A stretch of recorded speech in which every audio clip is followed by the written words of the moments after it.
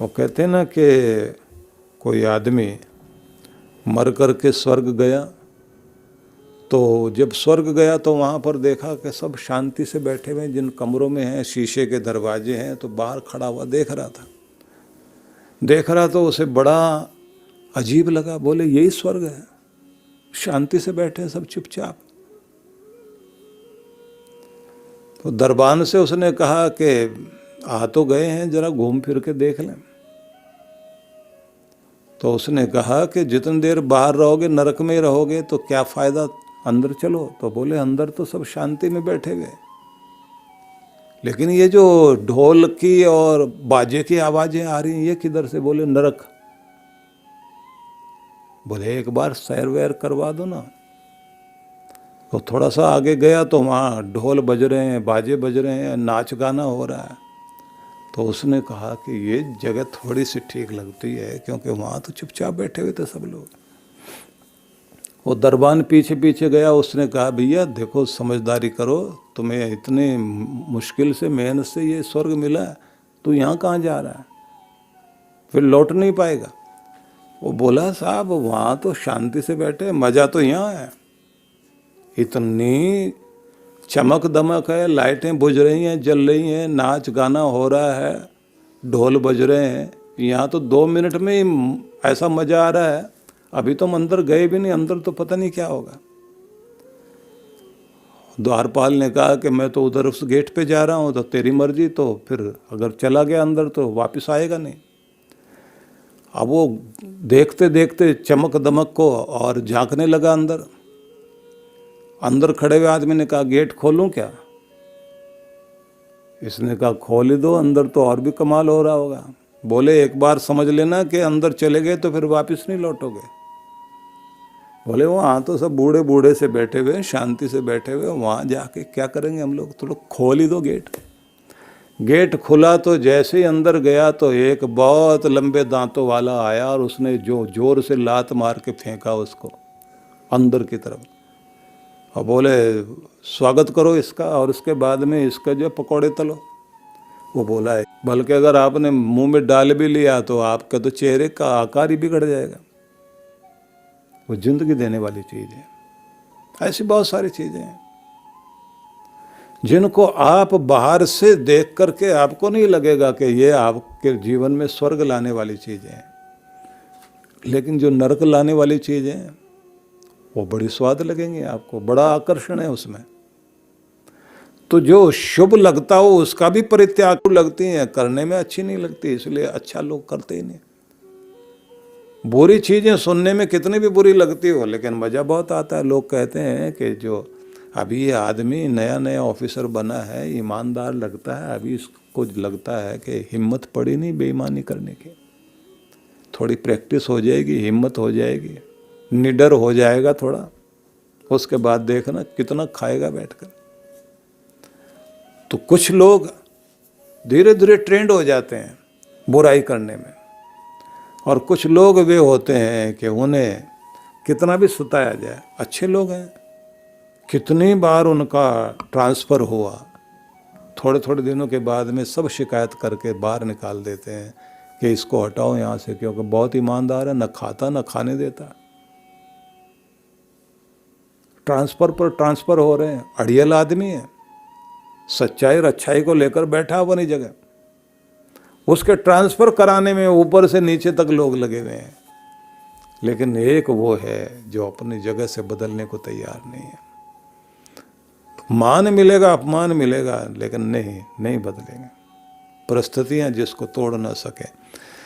तो कहते हैं कि न तो बहुत हर्षित होता है, न बैर रखता है, न शोक मनाता है, न कोई और आकांक्षा लेकर जीता है, और जिस चीज़ का आकर्षण प्रभावित करता है उसको भी छोड़ दे, और जिन चीज़ों के बुद्धि से समझ लिया कि ये तुम्हें नहीं करने चाहिए उनको भी जीवन में नहीं आने दे। ऐसा जो जीवन जीता है, ऐसा भक्तिमान मेरा प्यारा होता है। जो इस तरह से मेरी भक्ति करता है, कृष्ण कहते हैं वो मुझे प्यारा है, वो मुझे अच्छा लगता है, या वो ही मेरी भक्ति करने वाला व्यक्ति मेरा प्रेम पात्र बनेगा। इसलिए कहते हैं कि अच्छाई जीवन में आ गई तो करुणा भी प्रकट होगी, दया प्रकट होगी। अच्छाई मतलब भक्ति जीवन में आ गई तो आपको दूसरे का सहयोग करने की इच्छा, कोई देख रहा है इसलिए नहीं करेगा, उसका स्वभाव है ऐसा, वो चुपचाप करके भी आएगा, क्योंकि वो उससे बर्दाश्त नहीं होता किसी का दुख। इसलिए दुनिया में जितने भी अच्छे लोग हैं उन लोगों की कोशिश यही रहती है कि मेरा भला हो, लेकिन उससे पहले दूसरे का भला हो। उससे भी बड़ी बात है, अपना भले ही दुख सह जाएगा लेकिन दूसरे का दुख नहीं सह सकता। उसे कोई प्रशंसा करने वाला आदमी मिले ना मिले, लेकिन वह अपने में तृप्त होता है कुछ अच्छा करके। लेकिन बुरा आदमी अगर भलाई भी करेगा तो उस भलाई में भी उसकी भलाई नहीं होती। इसलिए कहते ना कि दुर्जन की करुणा बुरी, भलो सज्जन का त्रास, सूरज जब गर्मी करे तब बरसन की आस। कि सूरज भी अगर गर्मी भी कर रहा है तो वो त्रास दे रहा है आपको, लेकिन त्रास नहीं दे रहा। अब बारिश जरूर होगी, अब तुम्हारे ऊपर फुहार पड़ेगी, अब धरती हरी भरी होगी। कि सज्जन का तो गुस्सा करना भी भलाई देता है, और दुर्जन अगर किसी पर दया भी करे का उसकी दया भी दया नहीं, उसमें भी न जाने वो क्या बड़ी मुसीबत खड़ी कर देगा। इसलिए कहते हैं ना कि तीर, धनुष, चीता, दुर्जन, ये अगर झुक रहे हों तो ये मत समझ लेना कि ये कुछ भला करने लग रहे हैं। धनुष को छोड़ने से पहले खींचते हैं ना तो वो झुकता है, और चीता भी जो है जब हमला करता है तो पीछे हटता है एक बार, और दुर्जन भी एक बार लगेगा बहुत नरम हो रहा है, झुक रहा है। कहते हैं उसको झुकता हुआ देख करके ये मत समझ लेना तुम्हारा कोई भला करने वाला है। आक्रमण करने का उसका तरीका है। मच्छरों के संबंध में कहा गया कि वो मच्छर जो है ना वो बिल्कुल दुष्ट का पूरा रूप अपनाता है, या समझ लीजिए उसे देखकर दुष्ट ने दुष्टता सीख ली। क्योंकि ये पहले पाँव पड़ता, पाँव की तरफ से आएगा, पाँव खुले रहते हैं, उधर की तरफ से आता है। प्राक पादयो पतति, पहले पाँव में पड़ेगा आकर, पाँव में पड़ करके, और फिर कहते हैं कर्णे मधुरम ध्वनि करोति, कान में बहुत मीठी सी जो है ना वायलिन बजाता है आकर, जैसे सारंगी बजा रहा हो। उसके बाद परिक्रमा करता है, जैसे महान पुरुषों की परिक्रमा करते हैं ना लोग, चरण पड़ेंगे, मीठे ढंग से बोलेंगे, उनकी परिक्रमा करेंगे। का मच्छर भी ऐसे चक्कर काटता है। फिर उसके बाद कहते हैं कि फिर वो छिद्र ढूंढता है, खुली जगह ढूंढेगा, इसका अंग कौन सा ऐसा दिखाई दे रहा है जहाँ मैं पहुँचूँ, और फिर वहाँ से अपना काम शुरू करता है।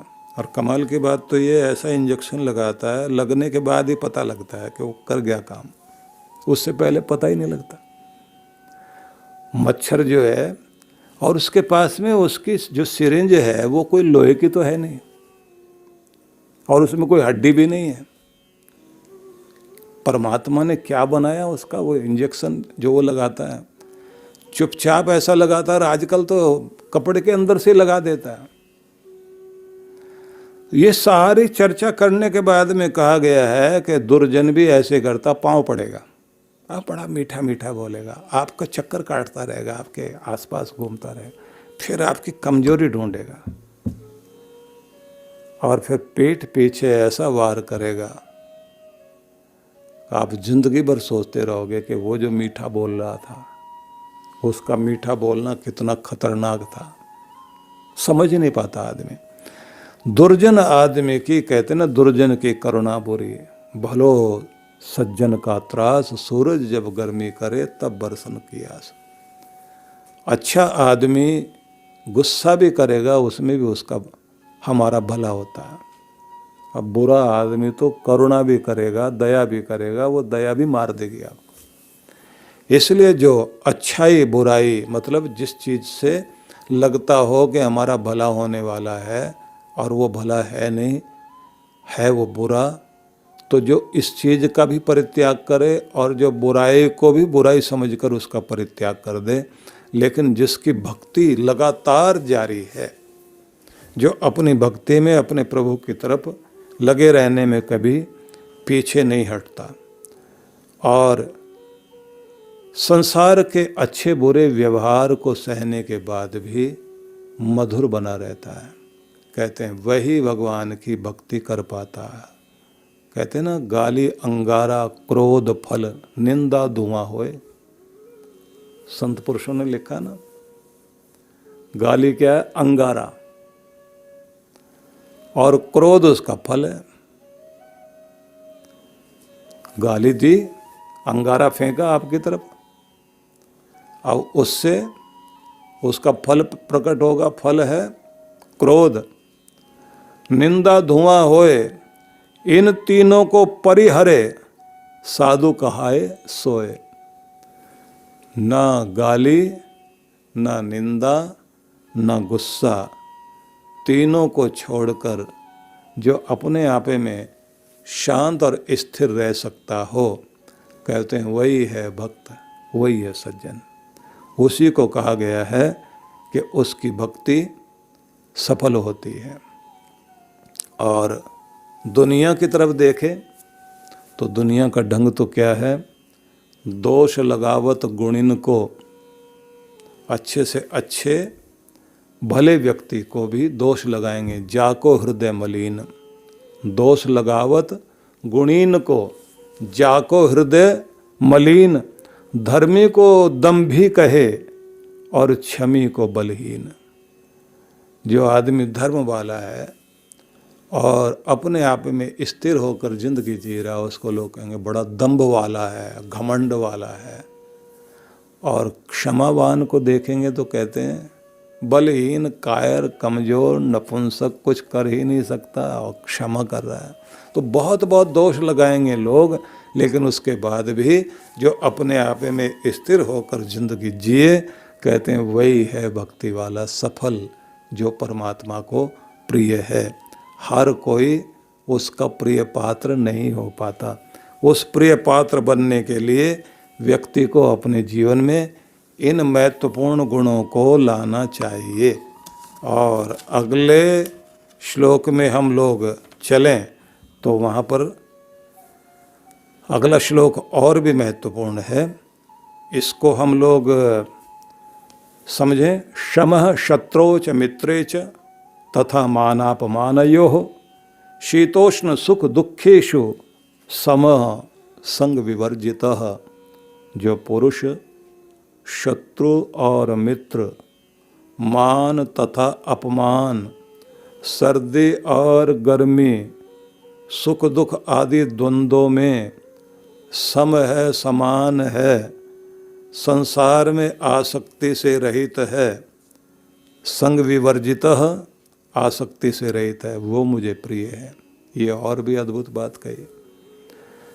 मित्र और शत्रु के लिए समान है, संसार की निंदा स्तुति में भी सम है, मौनी अनर्गल बोलता नहीं है, ऐसा जो शत्रुता रहित व्यक्ति है। समः शत्रौ च मित्रे च, मित्र में और शत्रु में समान जो अपने आप को बनाकर रखता है।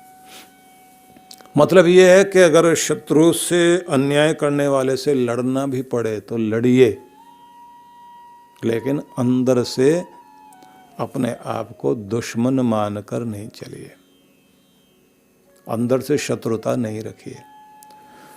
दुर्जन को की दुर्जनता के विरुद्ध लड़ना तो पड़ता है, लेकिन ये बात ध्यान रख लीजिए, मन के अंदर शत्रु और मित्र का भाव लेकर अगर बैठे रहेंगे तो फिर ईर्ष्या, द्वेष, काम, क्रोध, लोभ, मोह, अहंकार सारी चीज़ें आएंगी और फिर एक आया तो सब आएंगे। ध्यायतो विषयान पुंस संगस्तेषु जायते, संगात जायते कामः, कामात क्रोधो भी जायते। वो पूरा क्रम है, एक चीज़ शुरू हुई तो अनेक चीज़ें अपने आप साथ साथ शुरू हो जाएंगी। इसलिए कहा गया है शत्रु और मित्र में जो अपने मन को आंतरिक रूप से संतुलन बनाकर बैठ सके, तथा मान अपमानयो, मान अपमान में भी जो अपने आप को सम कर सके। तो शत्रु और मित्र, मित्रों और शत्रुओं के लिए जो समान है, अंदर से अपना हृदय वैसे ही बनाया हुआ है, संसार की निंदा स्तुति में भी जो सम बना हुआ है, मौनी है, अनर्गल बोलता नहीं, ऐसा शत्रुता रहित व्यक्ति, शत्रुता रहित जो व्यक्ति है और समभाव रख करके चलता है, मान अपमान में भी सम है, बुद्धि के स्तर पर रहता है। मान अपमान जब व्यक्ति के अंदर बुद्धि का प्रयोग करेंगे तो बुद्धि ये निर्णय करती है इससे मेरा मान हुआ, इससे मेरा अपमान हुआ। और जो आत्मस्वरूप में स्थित है वो सभी तरह के द्वंद्वों में रहित होकर रहेगा। और वे भी लोग हैं जो अपमानित होते हैं और अपमानित करते हैं। अब तो बहुत लोगों ने ऐसी चीज़ें शुरू की हुई हैं, टीम बनाई हुई है, अपमान करने के लिए ट्रेंड लोग रखे हुए हैं, कैसे किसी का मान भंग करना है। और किराए पर मिलते हैं लोग, जाओ अपमानित करो। रोने वाले किराए पर मिल रहे हैं आजकल, नाचने गाने वाले किराए पर हैं। बाराती लाने की जरूरत नहीं है, बाराती भी आ जाएंगे, नाच गा करके आपका खाना परोस करके सब कुछ करके चले जाएंगे। आप तो सिर्फ अपने घर से बैग ले करके चलिए, एक बस पैसे होने चाहिए आपके पास में। बहुत तरह के लोग हैं, ऐसा नाच कूद के चले जाएंगे, आपको दुनिया देखेगी, कहेगी कि भाई ऐसी तो शादी नहीं देखी। बड़ी विचित्रता का संसार है। आपके पास अमीरी नहीं है लेकिन अमीर दिखाई देना चाहते हैं। किराए पर आपको जो गाड़ी मिलेगी, ड्राइवर मिलेगा, पोशाक मिलेगी, गहने मिल जाएंगे, पहन करके जाइए, पार्टी में थोड़ी देर के लिए ड्रामा करके आइए, दिखाई देगा टाटा बिरला के बाद में अगर कोई आदमी है, यही है। लेकिन इस नकलीपन में आप दूसरों के सामने जो भी कुछ दर्शा रहे हैं, ये एक सीधा नियम है कि कृत्रिमता अशांति को जन्म देती है और निराशा लेकर आती है। जितना बनावटी होकर रहोगे उतनी अशांति, और जितने आप सरल सहज होकर के जिएंगे, अंदर से भरोसा होता है कि ये मैं हूं। दिखाई देना एक अलग चीज है, जो आप हैं वो आप अपने अंदर में महसूस करें, संतुष्ट हों, तो वहाँ आपकी ज़िंदगी में शांति भी है, प्रेम भी है, खुशहाली भी है। नकलीपन में सारी चीज़ें गायब हो जाती हैं। तो मान अपमान व्यक्ति बौद्धिक स्तर पर इन चीज़ों को महसूस करता है। जब बुद्धि लगाता है, ऐसे बोला तो इसका मतलब मान हो सकता, और अगर इसको ऐसे बोला तो इसका मतलब ये हो सकता है। बुद्धि लगाने का मतलब होता है कि वहाँ आप कॉमा कहाँ लगा रहे हैं। एक शब्द है रोको मत जाने दो, अब इसमें कॉमा आप जो है कहाँ लगाते हैं? रोको मत पर लगा दिया कॉमा, रोको मत जाने दो, कि इसको रोकना नहीं जाने दो। अब अगर कॉमा आपने पहले लगा दिया रोको मत जाने दो, रोक कर रखो जाने मत दो, तो अर्थ बदल गया। अब ये कॉमा आपने कहाँ लगाना है ये आप देखिए, और ये लगाने का काम कौन करती है? अक्ल। इसने ऐसे बोला है तो इसका मतलब अपमान, और अगर आपने कॉमा आगे लगा दिया, नहीं नहीं अपमान नहीं है, ये आदमी ठीक है, तो अक्ल जो है जहाँ, क्योंकि अक्ल दिमाग में है, तो यही अकड़ता है पहले। और जैसे इसको अलग हटाया और व्यक्ति कहता है जिसकी जैसी बुद्धि वैसा व्यवहार, भूलो और आगे बढ़ो, किस किस को याद करोगे और किस किस को लेकर दुखी होगे। तो जो मान और अपमान में अपने आप को सम रखता है, संतुलन बनाए रखता है। फिर आगे लिखा तुल्य निंदा स्तुति, दोनों प्रकार की तरंग से जो निस्तरंग हो गया है। अद्भुत बात, जो निंदा स्तुति में अपने आप को निस्तरंग बना ले, क्योंकि अगले श्लोक में वही सब बताया गया है। तो इसलिए सबसे पहले ये ध्यान रख लीजिए कि यहाँ बताया गया है कि सुख दुख में अपने आप को सम रखे, गर्मी सर्दी में सम रखे। ऐसे जो सम अवस्था में जीवन जीता है, कहते हैं वह मेरा प्रिय है। तो 2 श्लोक 18 और 19 दोनों को मिला करके एक पूरा भाव बनता है, जिसकी चर्चा हम अगले दिनों में करेंगे। अगले चरण में जब प्रवेश करेंगे तब करेंगे इस पर चर्चा।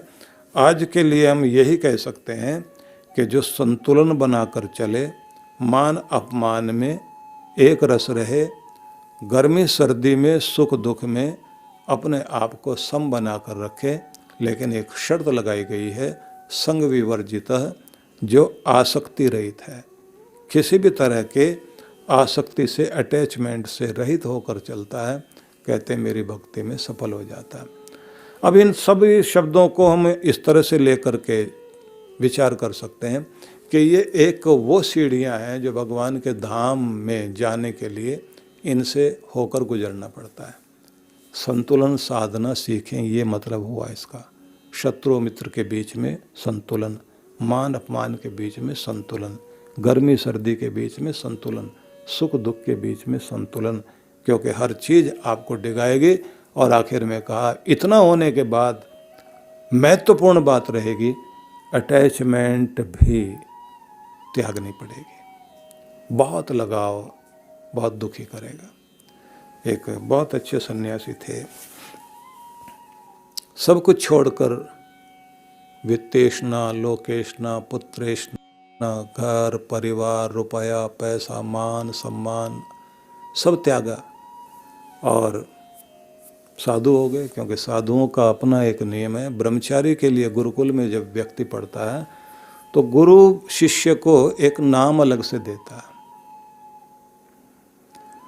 और वो कहता है कि तेरी पहचान तेरे परिवार से नहीं, गुरु के कुल से, उस खानदान से होनी चाहिए, विद्या के खानदान से, अध्यात्म के खानदान से। तो परमात्मा का हो गया, इसलिए तेरा नाम अब एक नया नाम चलेगा तुम्हारे साथ, तुम्हारी एक नई पहचान। तो गुरु एक पहचान देता है। और सन्यासी होने के बाद स्थिति दूसरी होती है। वो कहते हैं जो अब तक तू था सब छोड़, और सब नामों के साथ में जो है एक शब्द और जुड़ जाता है, आनंद। तो गुरु मतलब गिरी, पुरी, आनंद, हंस, भारती, ऐसे कुछ नाम जो है उस साधुओं के नाम के साथ चल रहे होते हैं। ये मतलब प्रकाशानंद है या प्रकाश गिरी है, प्रकाश भारती है, प्रकाश पुरी है, ऐसे करके आगे नाम जुड़ते जाते हैं। नाम के आगे हंस भी लगा देते हैं। तो उनका भी पूरा नाम ही बदल दिया गया था, वेश बदल गया, नाम बदल गया। मैं कौन? भगवान का। मैं में मैं है ही नहीं। अब सब कुछ छोड़ दिया तो उनकी साधुता बहुत ऊंचाई पर पहुंची। तो वो थे उधर बिहार साइड के थे, मुजफ्फरपुर साइड के थे। तो एक बार वहाँ कार्यक्रम के लिए जाना पड़ा उनको। तो किसी ने कहा कि जो आप आए हैं तो यहाँ से पास में वो जन्म स्थान भी जहाँ आपने जन्म लिया, तो इधर भी चलें तो अच्छा है, वहाँ भी आशीर्वाद देकर आइए। आप तो आप सबके हो गए हैं। अब चलते चलते वो चले गए, गांव के पास में पहुँचे तो 1 किलोमीटर पर वो स्थान आने लग गए जहाँ से बचपन शुरू हो गया था। अब वहाँ पहुँचते पहुँचते न जाने क्या हुआ कि वो आसक्ति वाली चीज़ें जो है दिमाग में आनी शुरू हुई। अब लोग आगे आगे चल रहे थे, ये पीछे पीछे थे। वहाँ से ऐसे भागे जैसे वो चोर के पीछे पुलिस भागती ना, वो भागे, वापस भागे जा रहे हैं। लोगों ने पूछा क्या हुआ? बोले अब हाथ में आने वाला नहीं हो, तो मुझे फिर उसी मोह ममता में लेके जा रहे हो। ये मेरा, ये पराया, यहाँ में ये था, मैं यहाँ ये मालिक था, हम लोग ये ठाकुर लोग थे, हम फलाने लोग थे, यहाँ हमें ये सम्मान दिया जाता था। बोले जिसके लिए सब कुछ छोड़ दिया उसी जगह जाकर के फिर पाँव क्यों फंसाना? जाल है वो, दाने तुमने डाल दिए थे। या तो सब मेरे हैं या फिर कोई मेरा नहीं। हालांकि बुद्ध के जीवन में घटना अलग ही है। उनको कहा गया था कि सब जगह तुम साधु वाला पात्र लेकर खड़े हो गए, अपने घर में जाकर एक बार भिक्षा मांग कर दिखाओ। बुद्ध गए थे वहां।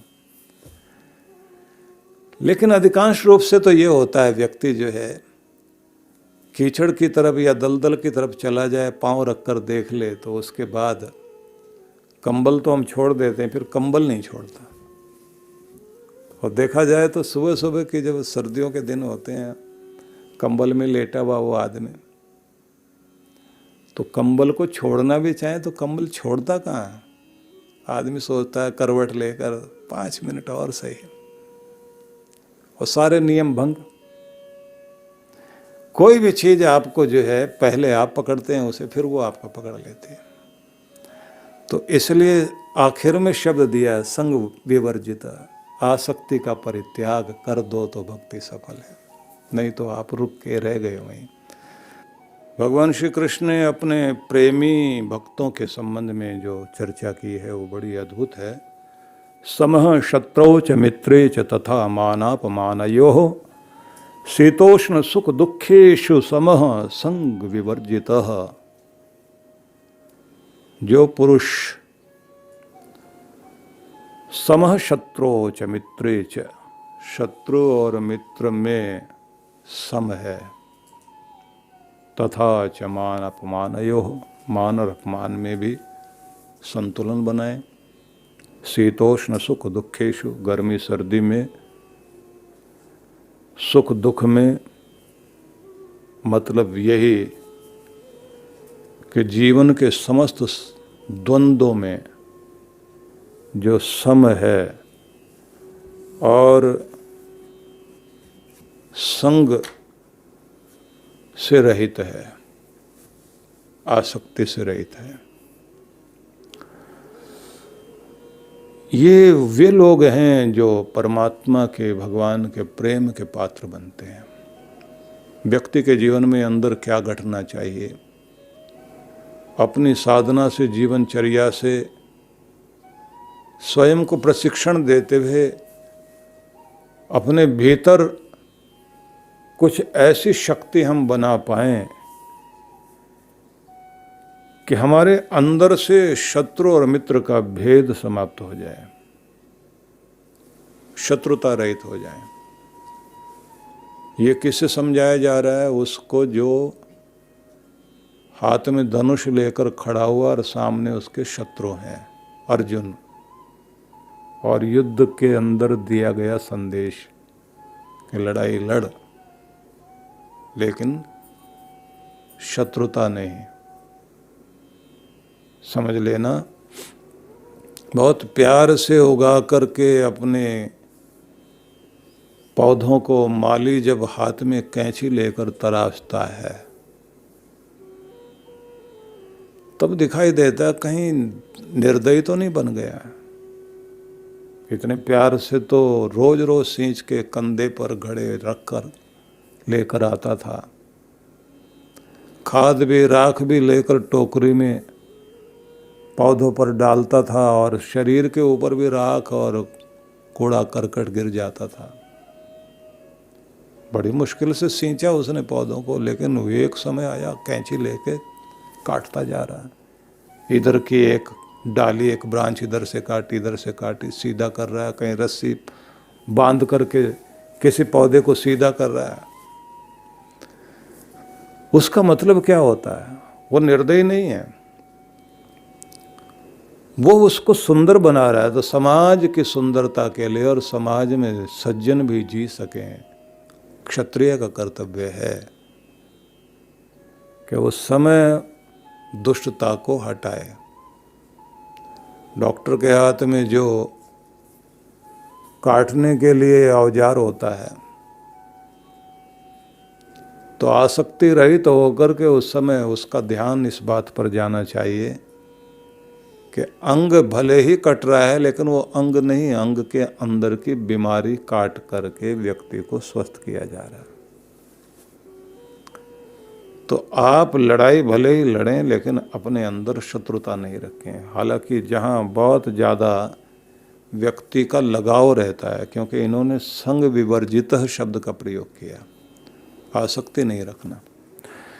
क्यों ये कहा है कि जब आदमी दूसरे का ऑपरेशन करता है, दूसरे के बच्चे का, तो आसानी से कर लेता है, लेकिन अपने बच्चे का ऑपरेशन करने के लिए डॉक्टर मना कर देता है, मेरे से नहीं होगा।